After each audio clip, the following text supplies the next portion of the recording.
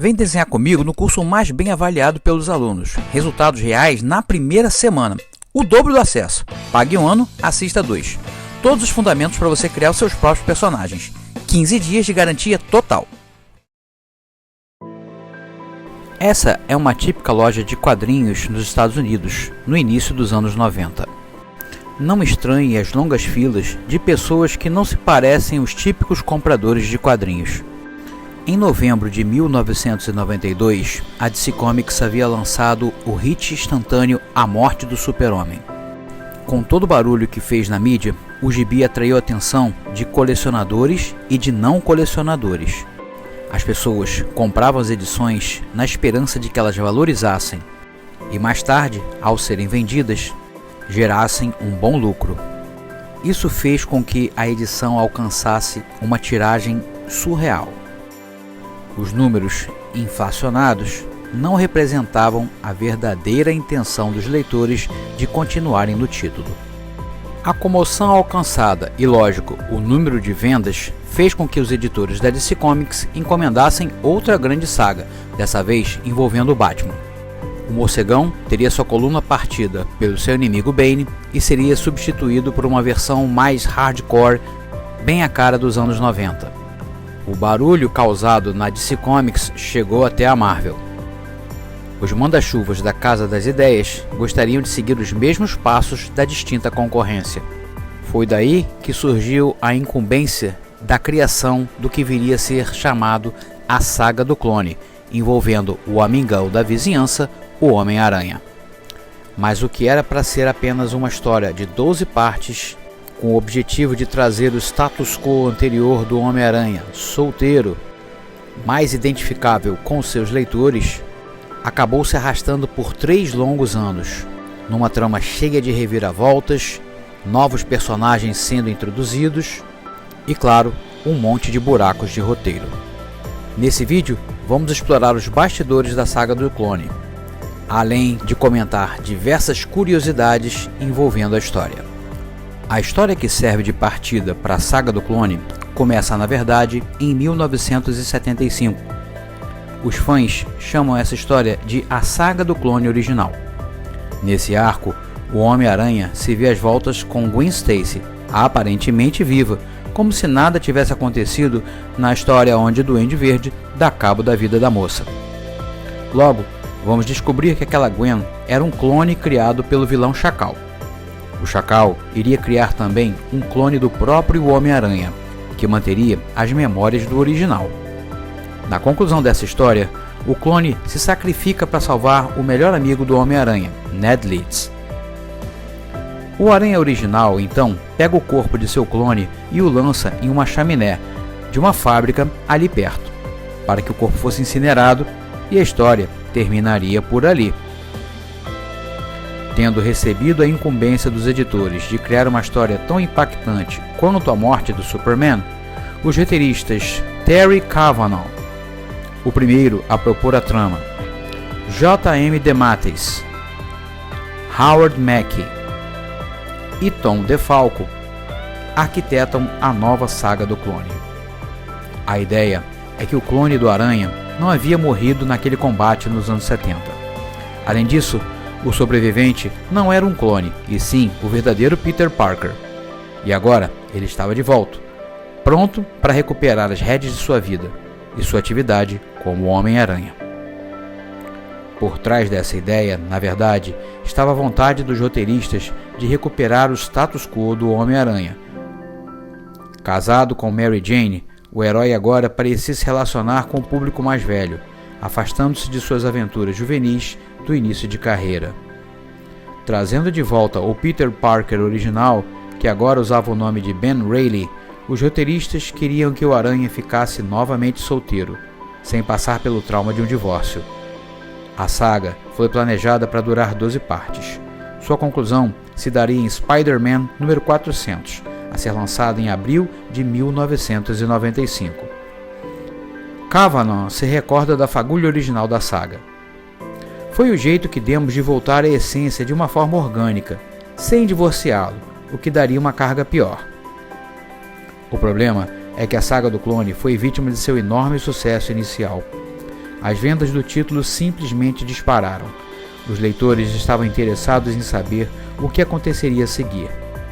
Isso fez com que o departamento de vendas solicitasse extensões para o arco, e o enredo sobreviveu aos seus criadores originais, se transformando em um monstro sedento de dinheiro e com histórias que se entrelaçavam, repletas de reviravoltas o tempo inteiro, se tornando confusa, muito longa e por vezes enfadonha. Decisões editoriais e conflitos internos também não ajudavam a manter a ideia original da história dentro do planejado. Nesse ponto, não é preciso uma lupa para se ver que tudo o que poderia ter sido planejado no início da saga dos clones foi totalmente esquecido ou descartado quando terminou. O elemento mais controverso do enredo foi a revelação de que o clone, Ben Reilly, era na verdade o Homem-Aranha original, enquanto Peter, que os leitores acompanhavam há décadas, era na verdade um clone. Isso leva Peter a se aposentar e Ben a se tornar o Homem-Aranha. Mas a indignação dos fãs provou ser grande demais, e os roteiristas utilizaram retcon em cima de retcon, concluindo que a coisa toda era um truque bem elaborado. O Ben, na verdade, era um clone, e o Peter era o original, permitindo assim que ele se tornasse o Homem-Aranha novamente. Nos planos originais, Peter nunca deveria ter sido o original. A saga dos clones foi criada para ser controversa. A Marvel deu instruções à equipe do Homem-Aranha para criar uma história no nível épico da morte do Super-Homem. Toda a noção da saga dos clones nasceu da ideia que na história original dos anos 70, o Homem-Aranha, que aparentemente morreu, era na verdade o original. Porém, o verdadeiro Peter sobreviveu esse tempo todo e agora estava voltando para Nova York. A intenção da saga dos clones sempre foi revelar que Ben era o original e fazê-lo assumir o papel de Homem-Aranha. Ao fazer isso, queriam trazer o personagem de volta ao básico, ou, em outras palavras, torná-lo um homem solteiro mais uma vez. A mesma obsessão de tornar o Homem-Aranha solteiro novamente mais tarde alimentou o igualmente odiado arco Um Novo Dia, com o roteiro Deus Ex Machina do Pacto com Mephisto. A saga do clone pode ter girado principalmente em torno de Ben Reilly, mas ele estava longe de ser o único clone na mistura. Uma das coisas que fez a saga dos clones ficar cada vez mais complicada foi a maneira como mais e mais clones do Homem-Aranha eram continuamente introduzidos. Kane, o anti-herói cheio de cicatrizes e moralmente em conflito, foi o clone mais duradouro de todos, provavelmente porque é o personagem mais interessante. Desde então assumiu o manto de Ben Reilly como o Aranha Escarlate. Mas havia também o Aranha Sida, que também acreditava ser o verdadeiro Peter e tinha poderes aprimorados de mudança de forma. Depois houve Jack, um clone deformado de Peter, cuja degeneração do clone o deixou sem pelos e encolhido. Havia também o Guardião, que também sofria de degeneração clonal. Quando tudo chegou ao ridículo arco de clonagem máxima, era coisa demais para acompanhar. A ideia inicial de deixar a série mais leve e divertida estava perdida. No suposto clímax da saga, Tia May morre, de novo, Peter se descontrola ao saber que é um clone e dá um murro em Mary Jane. Os leitores ficaram chocados, mas as vendas seguiam ótimas, e a Marvel não via motivos para parar de explorar a galinha de ovos de ouro, e seguiu lançando edições especiais ao preço de $4,95. A bolha continuava a aumentar. Uma coisa não havia entrado no cálculo dos editores, no entanto. Se o Ben Reilly era o original e o Peter era o clone, isso significava que eles estavam acompanhando as aventuras de um impostor por quase 20 anos. E isso eles não iam engolir. Quando os fãs exigiram que Peter retornasse a ser o Homem-Aranha novamente, a Marvel foi forçada a desviar seu curso original. Agora, todo mundo sabe o que acabou sendo a conclusão final da saga dos clones. Ben Reilly é revelado como clone, morre em um esforço heróico final, Peter se torna o Homem-Aranha novamente e o cérebro de toda a saga dos clones é revelado ser Norman Osborn, que ressuscitou, e até então era dado como morto. Não é de surpreender que isso não tenha sido planejado. Na verdade, nenhum dos escritores gostaram dessa ideia.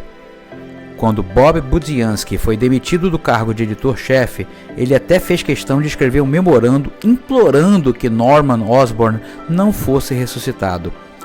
A morte de Gwen Stacy sempre foi uma das histórias clássicas do Homem-Aranha de todos os tempos, e o subsequente empalamento de Norman por seu próprio tornador foi grande parte disso. Foi amplamente aceito que a recontagem desse evento prejudicaria a história dos quadrinhos, mas quando Bob Harras assumiu como editor-chefe, ele decidiu que Norman seria o mentor do crime e ponto. Embora ninguém tenha gostado da ideia, nesse momento eles estavam desesperados para encerrar a saga dos clones, especialmente porque todas as soluções propostas anteriormente foram deixadas de lado. Como todos provavelmente já devem ter percebido, grande parte do que se tornou a saga dos clones era uma bagunça tão catastrófica no final, com mudanças constantes editoriais, demandas e discussões que atormentaram do início ao fim, que havia muitos cozinheiros na cozinha e todos introduzindo elementos novos no enredo que tornava impossível amarrar tudo de maneira elegante. Além disso, as constantes mudanças dos editores, de Tom DeFalco a Bob Budiansky e até Bob Harras, significaram mudanças constantes na direção criativa, mudanças no enredo, novas demandas e muito mais. Cada vez que os escritores tentavam sair de uma situação difícil, uma nova situação se apresentava. O dano que a saga do clone causou à marca, ao personagem e aos enredos de Homem-Aranha foi grave. Já foi dito muito, mas todo o apelo do Homem-Aranha como personagem é baseado na noção de que ele é um cara comum, vivendo uma vida bastante realista, com uma trajetória bastante realista, tentando equilibrar isso com seu combate ao crime. A saga dos clones rompeu isso de uma maneira tão severa que deixou o personagem afastado dos tipos de história que o tornaram tão popular para começar. Embora a conclusão que a Marvel chegou para a saga do clone tenha lhes dado muita liberdade para mudar a situação e voltar ao básico, os quadrinhos do Homem-Aranha permaneceram em suporte vital por muitos anos depois. Na maior parte, a popularidade do personagem hoje se deve a outras adaptações para a mídia, como a trilogia de filmes de Sam Raimi, desenhos animados, videogames e por aí vai. Desde a saga dos clones, os leitores têm sido atingidos por mega-eventos atrás de mega-eventos, transformadores a ponto de apatia. O capítulo final, o ridículo caso do Duende com Gwen Stacy em Pecados Passados, a carnificina de Outro, o forçado e ainda odiado Um Novo Dia, e histórias mais recentes que transformaram o Homem-Aranha numa espécie de aspirante de Homem de Ferro. As histórias dos quadrinhos ficaram muito longe do que torna Peter grande, e os grandes eventos chocantes nunca terminam. Esse, sem dúvida, foi o verdadeiro legado da saga dos clones. Embora seja fácil ver o desastre que a saga dos clones acabou sendo, é preciso admitir que há um potencial inerente na ideia da história, no nível dramático. Também houve elementos, como Ben Reilly, que os fãs realmente abraçaram. Não seria bom se houvesse uma versão mais simplificada, uma minissérie que eliminasse todas as bobagens malucas complicadas e ficasse só na história? Bom, na verdade existe. Em 2009 foi lançada Homem-Aranha, a Saga dos Clones, uma minissérie de 6 edições escrita por Tom DeFalco e Howard Mackey e desenhadas por Todd Nauck, inspiradas nas notas originais de DeFalco. A minissérie tenta conter o enredo básico sem todo o preenchimento extra, escrito em uma estrutura de 3 atos. Embora a série esteja fora da continuidade, ela dá aos leitores a chance de ver o que poderia ter sido em vez do que foi. No Brasil, a Saga dos Clones ocupou 2 títulos mensais do Aranha pela editora Abril. A história começa a ser publicada no formatinho Homem-Aranha 165 de março de 1997 e segue em A Teia do Aranha 89 do mesmo mês. Dessa maneira, os leitores brasileiros acompanharam cerca de 200 páginas mensais em média com histórias, spin-offs e toda a confusão criada pela saga do clone. A situação só volta ao normal com Peter retomando seus poderes e seu uniforme na edição 110 de A Teia do Aranha, de dezembro de 1998, com a história A Noite do Duende, por Howard Mack, John Romita Jr. e Scott Hanna. A saga dos clones acaba de ser anunciada pela Panini em uma edição em formato americano, no estilo das demais coleções A Saga da editora. Os leitores mais novos poderão finalmente conferir se a história merece ou não a fama que ganhou com o tempo. Para mim, fica a lembrança que naquela época, as histórias do meu personagem favorito da Marvel começaram a perder um pouquinho do brilho, da graça.